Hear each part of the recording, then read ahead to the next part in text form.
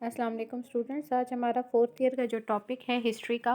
وہ ہے لیاقت علی خان کا دورہ امریکہ ہے۔ لیاقت علی خان کا دورہ امریکہ پاکستان کی جو خارجہ پالیسی تھی یا فورن پالیسی، اس میں ایک انتہائی اہم جو قدم ہے وہ لیاقت علی خان کا دورہ امریکہ ہے، جو کہ انہوں نے 1950 میں کیا تھا۔ اچھا، یہ یاد رکھیں کہ لیاقت علی خان کا جو دورہ امریکہ ہے، اس کے بارے میں جو بعد کے حالات ہیں اس میں پاکستان نے بہت کچھ بھگتا بھی اور بہت کچھ پاکستان کو سمجھ بھی آ گئی۔ تو بہرحال ہم پہلے اس دورے کو پڑھتے ہیں، بعد میں ہم دیکھتے ہیں تبصرہ کیا ہوا یا کس طریقے سے ہوا۔ یہ 1950 میں لیاقت علی خان کا تھا جو انہوں نے دورہ امریکہ کیا تھا۔ ٹھیک، لیاقت علی خان جب مئی 1950 میں دورے کے لیے گئے تو اس سے پہلے چند مہینے پہلے نہرو امریکہ کا دورہ کر چکے تھے، اور انہوں نے وہاں اعلان کیا تھا کہ کولمبس نے ہندوستان کی تلاش میں امریکہ دریافت کیا تھا۔ یہ ایک تاریخی واقعہ ہے، اور یہ آپ کو یاد ہوگا کہ کولمبس جو تھا وہ اصل میں پرتگال کا رہنے والا ایک شخص تھا جو کہ ہندوستان جانے کا رستہ دریافت کرنے کے لیے آیا تھا۔ وجہ جو بھی تھی وہ ہم اس وقت ڈسکس نہیں کر رہے، لیکن یہ ہے کہ بہرحال تجارت ایک وجہ تھی ان کی۔ وہ تجارت کی وجہ سے وہ وہاں سے جو ہے وہ دریافت کرنے کے لیے آیا، لیکن وہ ہندوستان کے بجائے وہ جس سرزمین پر پہنچا وہ ایک عجیب و غریب سرزمین تھی جس کے بارے میں اس وقت کے لوگوں کو پتہ نہیں تھا۔ بعد میں کولمبس نے وہاں کے رہنے والوں کو انڈین کہنا شروع کر دیا، اور چونکہ ان کے سکن جو تھی وہ ریڈ کلر کی تھی، اس لیے وہ اب آج بھی جو امریکہ کے اصل باشندے ہیں ان کو ریڈ انڈینز کہا جاتا ہے، کیونکہ ان کی سکن ریڈ کلر کی تھی، اور وہ اپنی طرف سے یہ سمجھا کہ میں ہندوستان پہنچ گیا ہوں، اس لیے انہوں نے اس کا نام ہی ریڈ انڈینز رکھ دیا۔ اور آج بھی جو امریکہ کے اصل باشندے ہیں، پرانے جنگلوں کے رہنے والے، ان کو آج بھی ریڈ انڈینز ہی کہا جاتا ہے۔ تو اس لیے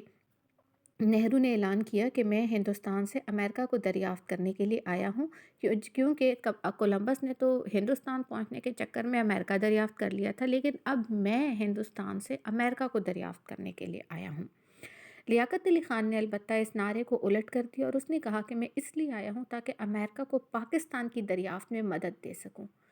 کیونکہ اس وقت تک لیاقت علی خان کے آنے سے پہلے تک جو امریکی تھے وہ پاکستانیوں کے بارے میں کوئی اچھی رائے نہیں رکھتے تھے۔ لیاقت علی خان نے اپنی تقاریر میں پاکستان کے قیام کے اسباب پر بھی روشنی ڈالی۔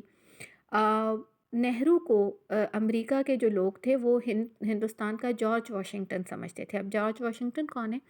جارج واشنگٹن اصل میں وہ شخص ہیں جنہوں نے امریکہ کو آزادی دلائی تھی۔ جس طرح ہندوستان کے ایک جنگ آزادی کی جنگ ہوئی تھی 1857 کی، جو کہ ناکام ہوئی تھی، اس طرح امریکہ نے بھی آزادی کی ایک جنگ لڑی ہے، اور جس طرح ہندوستان نے برطانیہ کے خلاف یہ جنگ لڑی تھی لیکن ناکام رہے، امریکہ نے بھی یہ جنگ برطانیہ کے خلاف ہی لڑی تھی لیکن وہ کامیاب ہوئے تھے۔ اس جنگ میں ان کے جو سپہ سالار تھے یا جو ان کے ہیڈ تھے وہ جارج واشنگٹن تھے۔ تو اس طرح یعنی کہ وہ جارج واشنگٹن ان کے ایک بہت بڑا نام تھا۔ امریکہ کے پہلے صدر بھی بعد میں وہی جارج واشنگٹن جو ہے وہ منتخب ہوئے، اور وہ جو امریکہ کا جو کیپٹل ہے یا امریکہ کا جو دارالحکومت ہے اس کا نام بھی واشنگٹن ڈی سی اصل میں جارج واشنگٹن کے نام پر ہے۔ تو بیسیکلی امریکہ کے جو لوگ تھے وہ نہرو کو ہندوستان کا جارج واشنگٹن سمجھتے تھے، جبکہ تقسیم جو ہے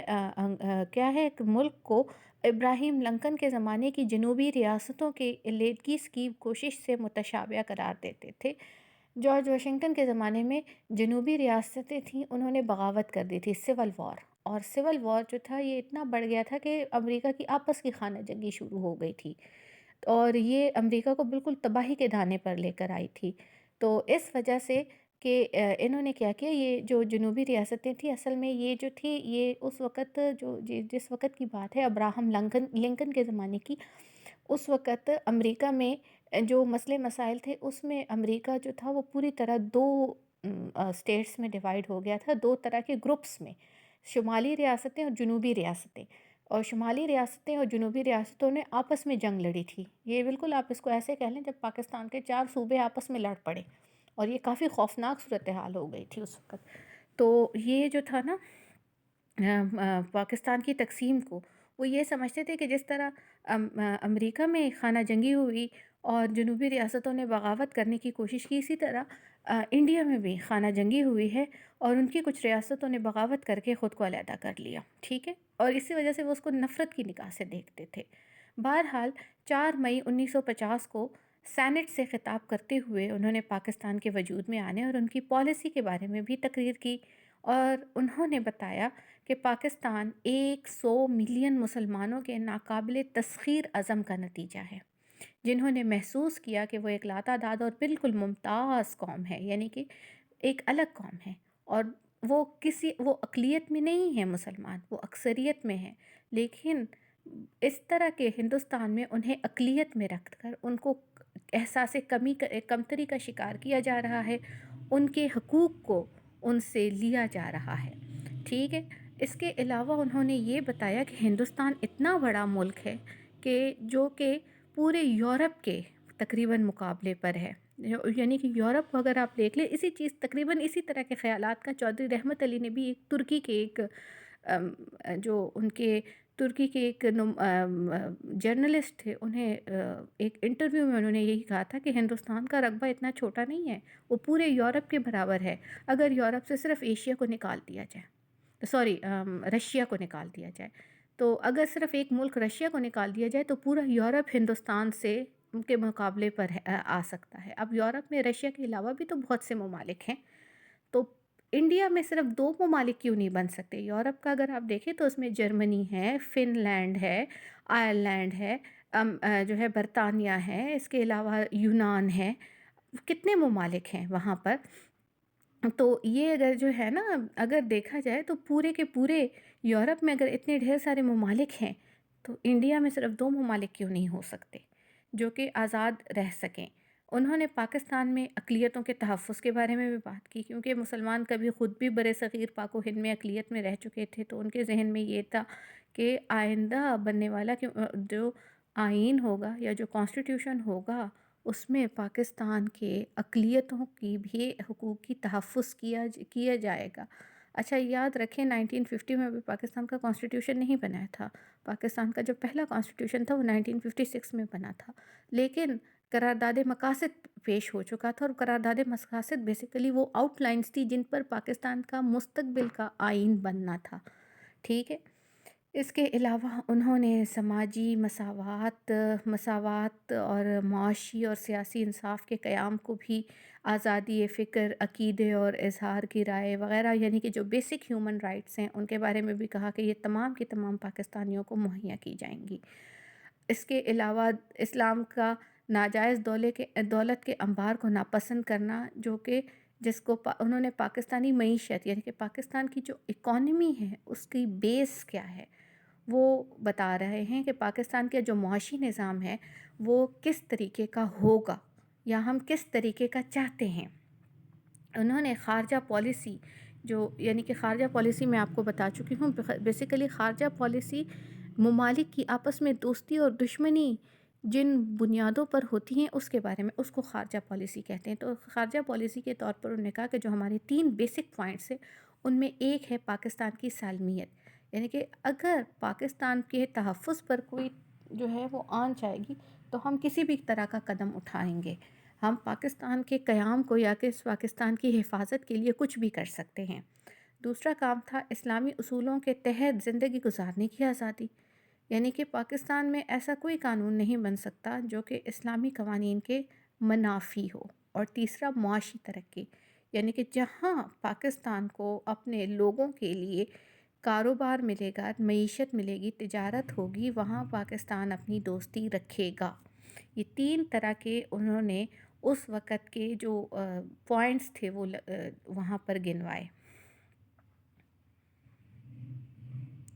اچھا اس کے علاوہ انہوں نے یہ بھی اظہار کیا کہ جو اسلامی ممالک کے ساتھ اور مشرق وسطیٰ کے ممالک کے ساتھ جو دوستی ہے وہ اس لیے ہے کیونکہ وہ بھی مسلمان ممالک ہیں، اور مسلمان ممالک ہونے کی وجہ سے ان سے فطری طور پر ایک کشش محسوس کرتے ہیں یا ایک دوستی محسوس کرتے ہیں۔ لیکن اس کا مطلب یہ قطعی نہیں ہے کہ ہم اپنی طرف سے کوئی نیا بلاک بنانا چاہتے ہیں۔ نیا بلاک یہ میں پہلے بتا چکی ہوں کہ اصل میں اس وقت دنیا میں پہلے ہی 2 بلاکس تھے جو آپس میں لڑ رہے تھے، رشین بلاک اور امریکن بلاک۔ 1950s کی بات ہے اور 1950s میں دنیا جو ہے وہ 2 بلاکس میں ڈیوائیڈڈ تھی، رشین بلاک اور امریکن بلاک۔ تو امریکن بلاک کو یا امریکہ کو یہ یقین دلانا کہ جو اسلامی ممالک کی دوستی ہے وہ اصل میں کوئی نیا بلاک بنانے کے لیے نہیں ہے، بلکہ ان کی دوستی اس لیے ہے کیونکہ وہ بھی مسلمان ممالک ہیں اور پاکستان بحیثیت ایک اسلامی ملک ان سے دوستی رکھنے میں ایک فطری کشش محسوس کرتا ہے۔ اس کے علاوہ انہوں نے جو نئی بات کی وہ یہ تھا کہ ایشیا میں کمیونزم کی پیش قدمی سے وہ خائف تھے، چونکہ امریکہ اس وقت یا امریکی اس وجہ سے بھی جو ہے لیاقت علی خان اپنی طرف سے انہیں یہ بتا رہے ہیں، اپنی تقاریر میں اس بات کی وضاحت کر رہے ہیں کہ اسلام کا جو معاشی نظام ہے وہ کمیونزم کے ساتھ بالکل پیرالل نہیں ہے یا بالکل اس کے اگینسٹ ہے، الٹ ہے۔ اب کمیونزم کے بارے میں نے آپ کو بتایا ہے نا کہ اس میں ذاتی جائیداد یا دولت نہیں ہوتی، سب کچھ اسٹیٹس کا ہوتا ہے، حکومت کا ہوتا ہے۔ لیکن اسلام جو ہے وہ معاشی نظام ان کا یہ والا نہیں ہے کمیونزم، کیونکہ اسلام ذاتی جائیداد کو مانتا ہے اگر وہ حلال طریقے سے کمائی جائے، لیکن وہ بیلنس کس طرح رکھتا ہے اس چیز کو، وہ آپ لوگوں کو پتہ ہے کہ وہ دولت کی جو گردش ہے وہ اصل میں زکوٰۃ، خیرات اور صدقات کی وجہ سے ہوتی ہے، کہ جو ہے جو کہ سرکولیشن آف ویلتھ ہے۔ تو یعنی کہ اسلام کا جو معاشی نظام ہے وہ کمیونزم نہیں ہے، بلکہ وہ کمیونزم کے الٹ ہے۔ یہ اصل میں کمیونزم کے بارے میں جو انہوں نے معاشی نظام کے بارے میں بار بار بات کر رہے ہیں، پاکستان کا معاشی نظام کیسا ہوگا وغیرہ وغیرہ، وہ اصل میں یہی ہے کہ وہ کمیونزم کے بارے میں بات کرنا چاہ رہے ہیں۔ اور کمیونزم کے بارے میں وہ خاص طور پر کیوں بات کرنا چاہتے ہیں؟ تاکہ امریکہ کے عوام کو یہ بات سمجھ آئے کہ پاکستان جو ہے وہ کمیونزم کے حق میں نہیں ہے۔ اچھا، یہ بار بار کمیونزم کی بات کیوں کہہ رہا ہے لیاقت علی خان؟ وہ اصل میں اس لیے کہہ رہا ہے کہ کمیونزم جو گورنمنٹ کا جو سٹائل ہے، وے آف گورنمنٹ یا طریقہ کار ہے، جس طرح پاکستان کا ڈیموکریسی یا جمہوریت ہے، اس طرح کمیونزم جو ہے اصل میں یہ بھی ایک طریقہ کار ہے حکومت کا، اور یہ طریقہ کار اصل میں رشیا میں ہے۔ اور امریکہ کو بار بار یہ بتانے کا مطلب یہ ہے کہ ہم رشین بلاک کے ساتھ دوستی رکھنے کے کوئی ارادہ نہیں ہے ہمارا۔ اب سمجھ آ رہی ہے آپ لوگوں کو اس بات کی کہ رشین بلاک سے دوستی نہ رکھنے کے بارے میں بات ہو رہی ہے۔ اچھا یہ تو آپ لوگوں کو یہاں تک میں نے اس کی بتا دی۔ آگے جب آپ اس پر تھوڑا سا تبصرہ اگر آپ کا ہے یا سمجھنا چاہتے ہیں تو یہ ہے کہ لیاقت علی خان نے اصل میں امریکہ کا دورہ اپنی دفاعی ضروریات پوری کرنے کی کوشش میں کیا تھا، کیونکہ پاکستان جو تھا وہ کمزور ملک تھا اور اس کے پاس ہتھیار نہیں ہے، فوج جو ہے وہ بھی اس طرح منظم نہیں ہے، انڈیا جو ہے وہ کسی بھی وقت ان پر اٹیک کر سکتا ہے۔ تو پاکستان اپنی بقا کے لیے یا اپنی حفاظت کے لیے کسی سپر پاور یا کسی بڑے ملک کے ساتھ دوستی، تاکہ وہ انہیں ہتھیار مہیا کریں یا کچھ ان کو دفاعی ضروریات پوری کریں، اس لیے جو ہے وہ یہاں پر اس کا دورہ تھا۔ ایک اور چیز بھی یہ یاد رکھیں کہ لیاقت علی خان کو امریکہ سے دعوت نہیں ملی تھی، امریکہ کی دعوت نہیں ملی تھی کہ وہ آئے اور وہاں پر دورہ کرے، بلکہ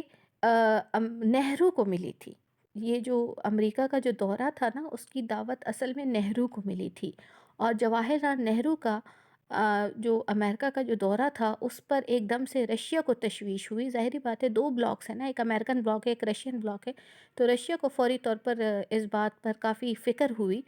اس نے کیا کیا کہ اس نے فوری طور پر امریکہ جو ہے پاکستان کو دوستی کا ہاتھ بڑھایا اور پاکستان کو اپیل کی کہ وہ دوستی کی دعوت دی،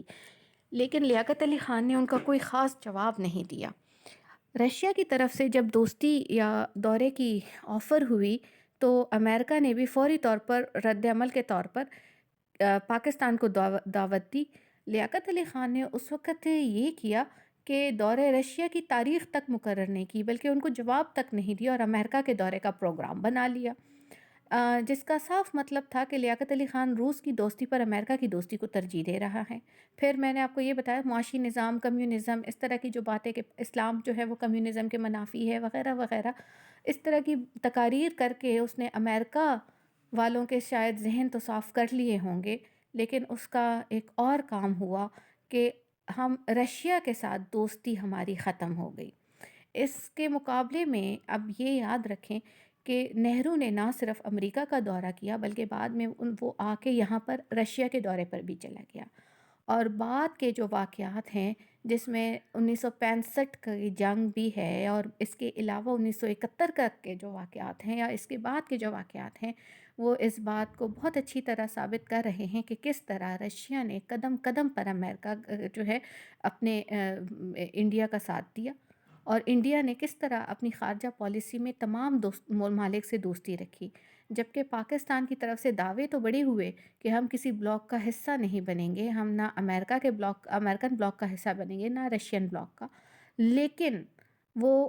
نہ چاہتے ہوئے بھی پاکستان جو ہے وہ کچھ وجوہات کی وجہ سے وہ امریکن بلاک کا حصہ بنتا چلا گیا، اور امریکہ نے کبھی اپنی ضروریات کے علاوہ پاکستان کو کوئی نہ امداد دی اور نہ اس کے مشکل حالات میں مقابلہ کیا۔ آج کا لیکچر ہمارا یہیں پر ختم ہو رہا ہے۔ جزاک اللہ۔